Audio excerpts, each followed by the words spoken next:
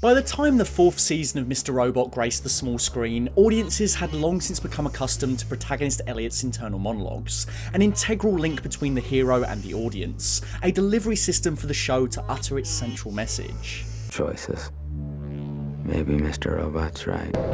That's what this is all about. The devil's in a strong east while we're looking the other way. But do they sound happening in the background? So what happens when you take that away? It's cool, dude.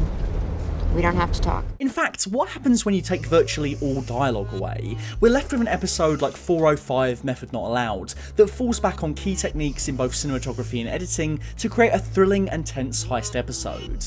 And in spite of relying on text messages and body language for the remainder of its 49-minute runtime, this episode is centered around communication.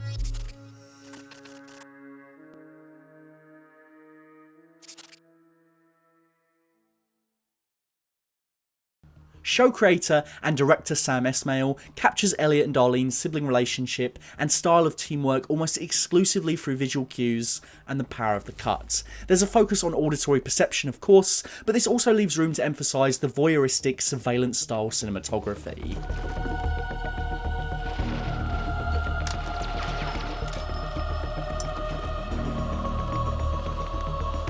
It makes sense from a story standpoint to keep our lead silent, and successfully manages to feel like the logical next step in the season rather than a shallow gimmick to make this episode special. In a conversation with The Hollywood Reporter, Esmail talked about the approach that led to this decision.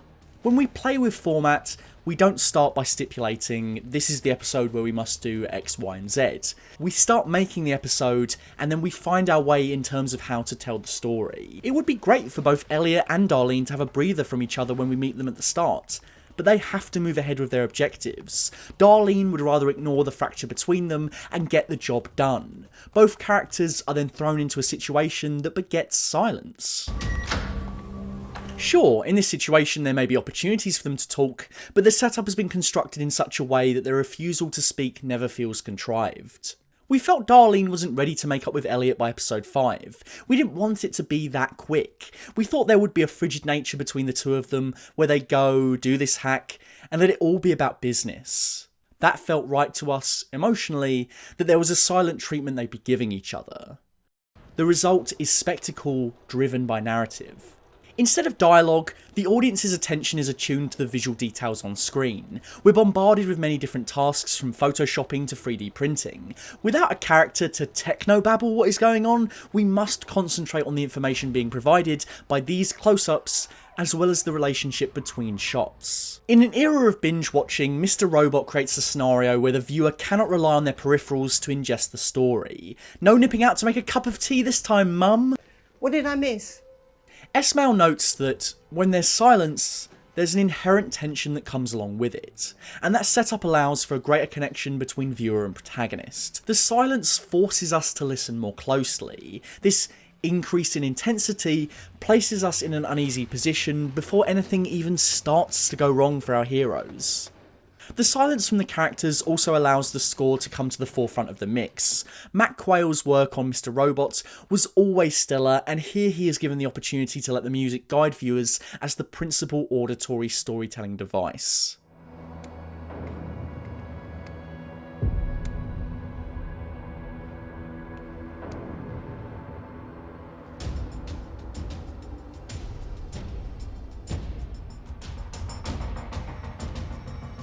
Throughout the heist, there are a number of high-angle shots looking down at the subject from a wide angle.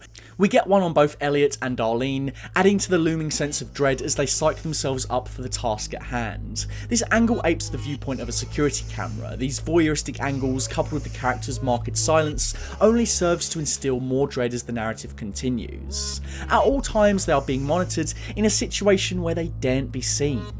The juxtaposition of high angles with, you guessed it, low angles also adds to the tension of the heist. When Darlene is in the elevator, the edit not only makes a lot of cuts, it switches from all manner of angles. We feel disorientated, watched from every corner. It only makes us want to get out of that square-foot box even faster. The feeling of surveillance is also bolstered by the smooth and precise movement of camera. It always feels like there is an omniscient watcher catching all of the evidence. After a while, every shot feels like it's coming from a surveillance camera. The slow track movements eke out every last drop of tension, revealing just a little bit more of the frame with each passing moment. In an episode that's a race against time, a narrative in which we desperately want to move from beat to beat to see our heroes succeed and run free, every shot moves in painstaking agony. Just like with the silence of the episode, it keeps you engaged by doing this. You're scanning the edges of the frame as it moves to get more information, just as you are focusing on the movements and expressions because there is no dialogue to carry you through.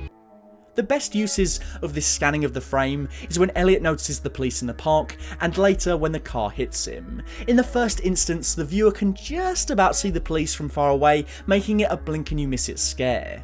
It immediately kicks the chase back into gear. When the car hits Elliot, we have no idea it's coming until it's already too late. It's a great shock. And for a bonus peek at the end of the episode, when Krista is jumped and oh my god, she drops her ice cream? That is true evil right there.